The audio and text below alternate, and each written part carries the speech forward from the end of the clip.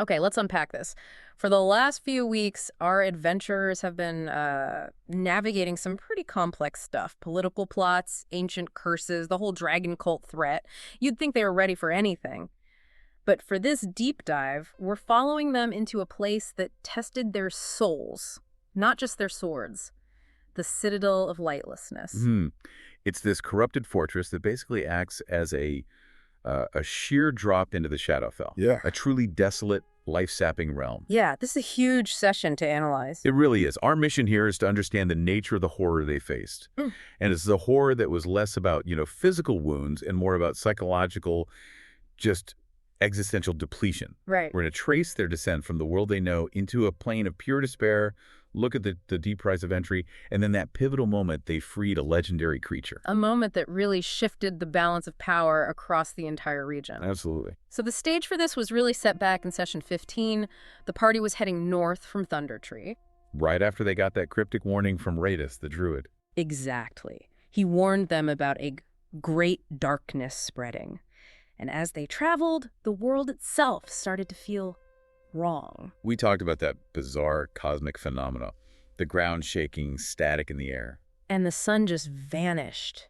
For a moment, it was replaced by this pulsing, brilliant light before everything just snapped back. Yeah, that wasn't a weather event. That was a planar incident. It was a sign that the boundaries between their world, the material plane, and the Shadowfell were weakening. Violently. So they come into this disorienting blackout, and that's when they see it. The source of the whole rupture, this mysterious, dread-inducing tower looming in the distance. And the scene that was waiting for them, I mean, the land itself was just screaming in pain. It really was. They'd moved from a normal forest into this oppressive twilight. The pines were a sickly green, the birches were like skeletons. The earth was cracked like it had been wrung out. And right in the middle of all that misery stood the Citadel, the sunless tower. It was basically an architectural monument to decay, wasn't it? Completely. It wasn't being maintained, it was collapsing. Yeah. Just a crumbling stone shell.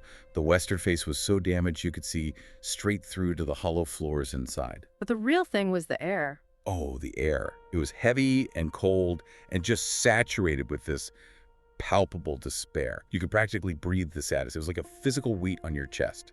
The party didn't get long to take in the scenery, though. No. As they got closer, they saw movement. At first, it just looked like a human head sort of clinging to a dead tree near the tower. But then it moved with this unnatural speed. And that was their first meeting with Odar, the warden. His appearance. You really have to break it down because it says so much about the corruption they were facing. It's genuinely shocking. He stood 8.5 feet tall, but it was all wrong.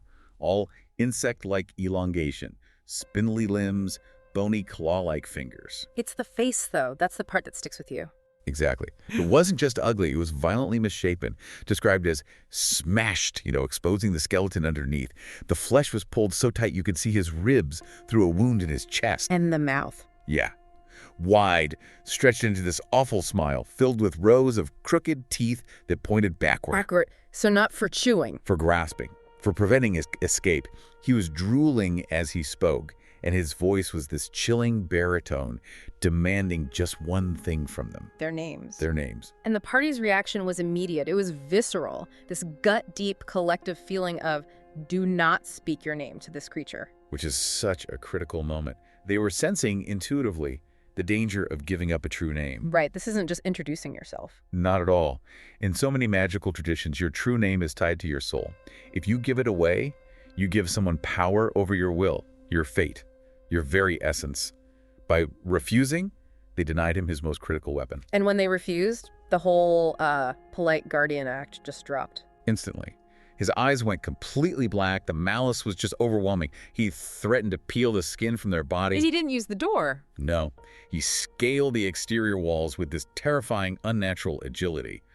Took up a tactical position on the second floor where he could attack them from above. This was where they learned just how dangerous the guardians of this breach really were. This wasn't just a simple fight. It was a tactical assault.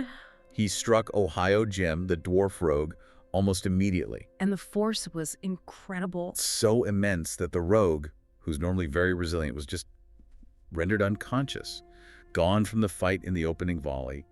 A brutal, swift introduction to this place. The whole scene was amplified by the chaos of the hippogriffs they'd summoned, creatures of light and air just thrown into this desperate, dark fight. That chaos was necessary, but Odar had a counter for the party's main weapon. Their magic. This is a really key detail. It is. Odar had this terrifying ability to just drain their prepared arcane energy, Valindra, Imogen, the others. They suddenly felt their most powerful abilities just vanish, ripped away as if they'd never even prepared them. That's so much more than a momentary setback. For a prepared spellcaster, that changes everything. It does. It's not like losing a bullet from a gun. It's like losing the gun itself. They were suddenly reduced to their most basic attacks, their cantrips, or just mundane weapons. Yeah. It completely neutralized their ability to heal or deliver a decisive magical blow. So how do they even counter that? A foe that's physically devastating and also just eating their power? They had to rely on pure, coordinated physical force. Leveraging the hippogriffs, the battle was dire. Multiple party members were battered, knocked unconscious. They were barely holding on. The end was brutal, though, and definitive. It was. After this sustained assault, one of the hippogriffs, this creature of pure, uncorrupted nature, managed to close the distance. It wasn't a spell or a calculated sword swing. It was just a violent, animalistic strike. They grabbed him by the neck. With its massive beak, it just violently ripped his head clean off. The creature of despair died instantly. And that gruesome end brought this immediate, almost miraculous reward. There's a beautiful payoff.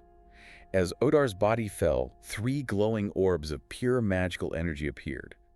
This wasn't gold or treasure, it was restoration. The party absorbed them. And instantly recovered some of the arcane power that had been drained. It was this tangible sign that defeating the despair here could, even for a moment, bring life and hope back to this place. A well-deserved, if temporary, moment of relief. And Ohio Jim gets back on his feet just in time to weigh in on the next critical decision. Right. Stay above ground or follow the corruption down into that ominous magical darkness at the base of the tower. They chose the descent. And that choice was the true threshold crossing. They were moving from a corrupt place on their world into the heart of the nightmare itself, the Shadowfell. And the change was immediate as they went down those stairs, wasn't it? It wasn't just getting dark. The place ceased to be a place of living energy. The air became incredibly heavy, cold, wet. It had this unsettling smell of ozone and wet metal. But the most profound change, the one that screamed you are in a different reality now, was the color. Yes. The aggressive draining of color. Not just muted colors, you mean actively drained. Actively, magically siphoned away. The vibrant hues of their clothes, their skin, the stone, everything became this sterile, depressing palette of grays and blacks. That's a fundamental aspect of the Shadowfell. It removes the vitality that color represents. And the emotional weight that came with that must have been immense. It's not a physical obstacle, it's a psychic one. It is the weapon of the plane. All the sounds they made were dampened, muffled, replaced by this constant, faint hum. The hum of sadness. Profound sadness. It's the ambient noise of the plane, the collective grief and failure of all existence. This psychological assault was so personal, too. It attacked the core of who they were. We saw it most clearly with Valindra, the cleric of Talos. Valindra experienced a profound crisis. Her divine connection to her god, the very source of her power and her faith, was just severed. Gone. She was utterly alone, exposed. For a cleric, that's like losing your reason for being. She was stripped bare, standing naked against the plane's despair. And Turin, the gnome barbarian, whose entire identity is wrapped up in his righteous, explosive fury, that was also taken from him. Yes, his inner fire, his rage, was dampened. It was replaced by a cold, hollow sense of failure and bone-deep tiredness. The Shadowfell didn't make him sad, it convinced him he'd already failed. It attacks your emotional tools for survival. So the grim reality of where they were really hit them when they tried to pause on the stairs. They did. They looked back and the mystical mist they'd walked through had solidified. It was an impassable barrier. They were trapped. No retreat. They had locked the door behind them. Their first contact with any inhabitants happened after they emerged from that stairwell. They stepped out into a massive cavern. The floor was covered in these sharp obsidian shards, making every step painful and calculated. And all around were these massive angular pillars. And they heard things. Whispers.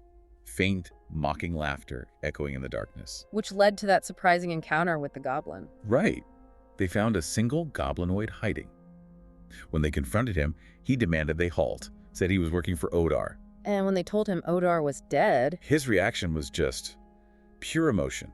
He started crying, let out this terrified shriek, and tried to run, which triggered a skirmish with other goblins hiding in the dark. this little fight, though, it gave Turin a chance to vent some of that physical frustration. It was a moment of necessary, destructive catharsis. Since his rage was gone, he relied on pure physical strength. He threw a javelin with such force, it didn't just hit an enemy, it shattered a massive obsidian pillar, a physical manifestation of his refusal to give in to the plane's lethargy. After dealing with the terrified goblins, they found it, the key to understanding this whole operation. A critical piece of evidence. A brittle, gray piece of leather parchment. A letter. From Odar to his master, Haslik. And this wasn't just a note, it was the entire blueprint for the Citadel. It laid out this chillingly efficient three-part magical system. A triple threat, as you called it. The first component was a sacrifice. A juvenile dragon turtle. Captured and held prisoner. It wasn't a trophy. Its immense magical energy and its suffering were being used as the anchor point, focusing the planar breach. And the second component was the engine of all this despair. The Gulthias Tree. A source of pervasive blight and shadow magic.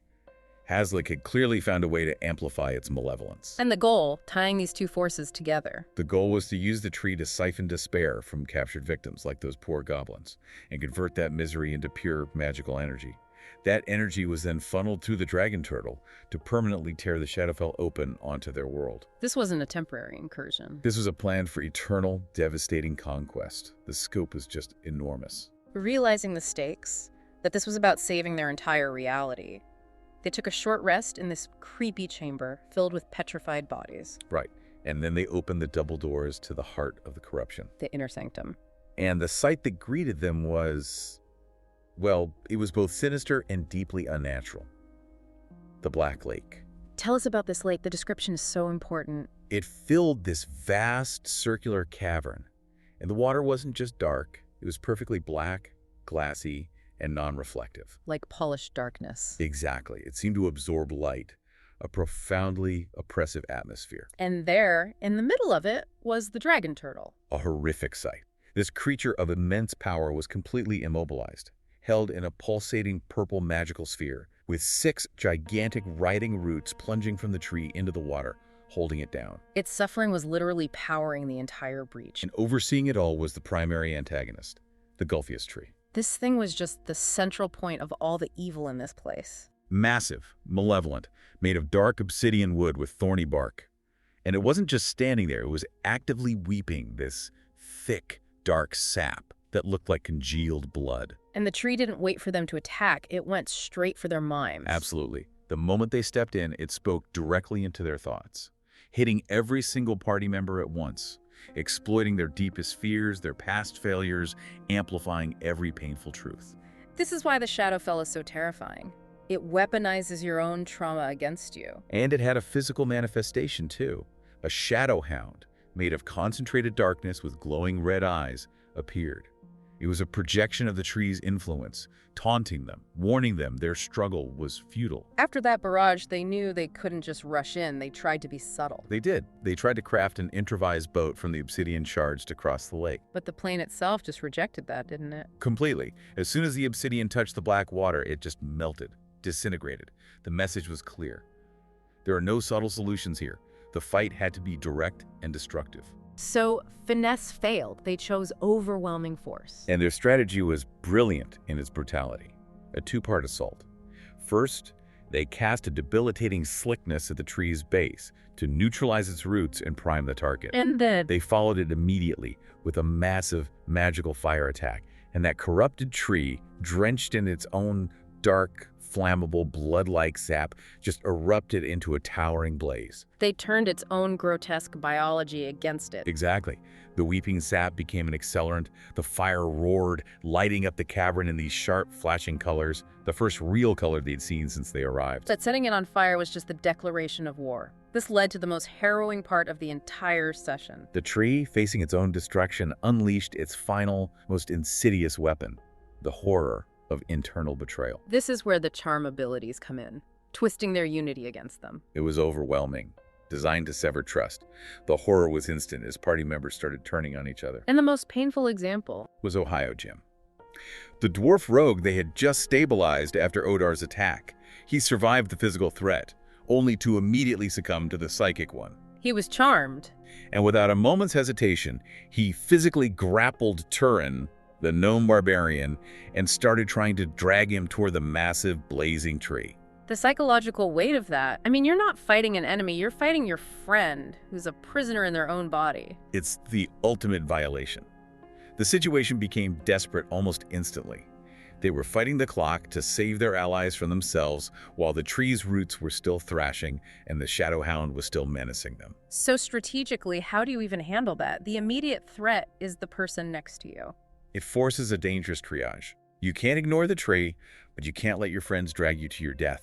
It became this slow, desperate process of trying to incapacitate their allies without seriously hurting them, while still focusing attacks on the tree itself. It sounds like pure moment-by-moment survival. It was, relying on sheer willpower.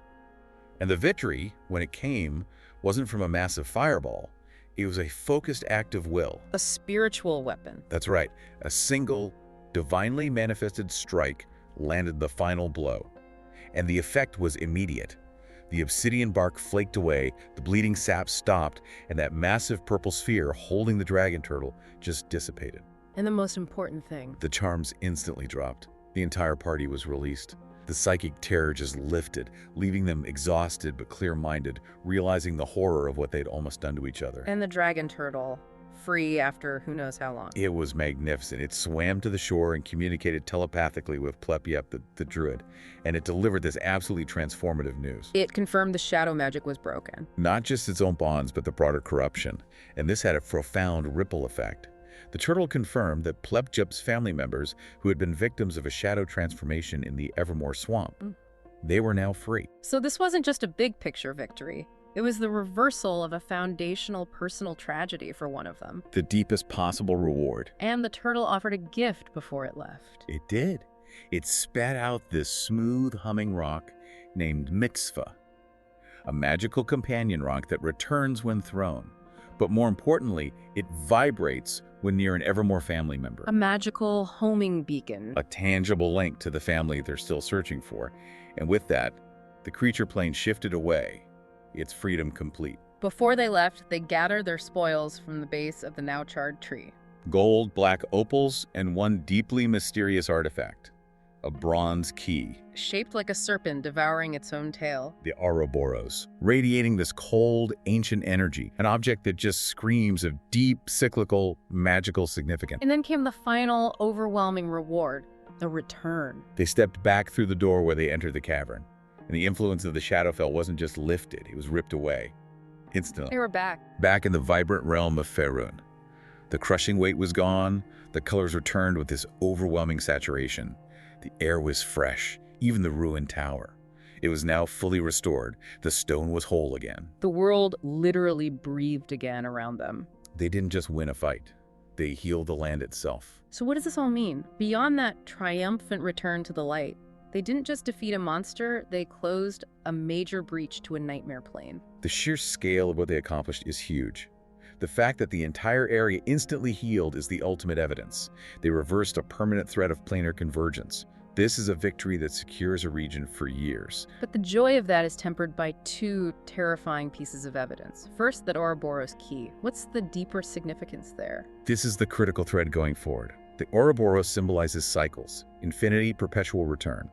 Given its cold, ancient energy, this key likely binds some powerful, continuous form of magic. Why that symbol? Well, the Shadowfell is a plane of endless decay, a cycle of misery.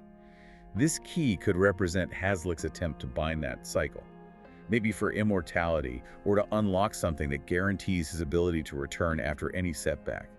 Whatever it unlocks is tied to the concept of eternal return, and that's profoundly dangerous. And the second, and arguably more terrifying piece of evidence is the letter itself. The letter that named the master, Hazlick. Which raises the final important question for you to consider. Hazlick orchestrated a scheme that required capturing a legendary creature, cultivating a Gulthias Tree, and opening a major planar breach. This entire citadel of lightlessness, this operation that almost destroyed them, it was just a part of his plan. Exactly. If this elaborate, localized apocalypse was simply an outpost for Hazlick's true intentions, What immense power is he preparing to unleash now that it has fallen? Their victory might have just alerted a far greater enemy that they're a threat. That's the chilling note we leave you on. They have closed the breach and restored the land. But the architect of all that despair is still out there. And he knows the group who destroyed his outpost now possesses the key to whatever comes next. They won the battle against the Shadowfell, but the true war has probably only just begun.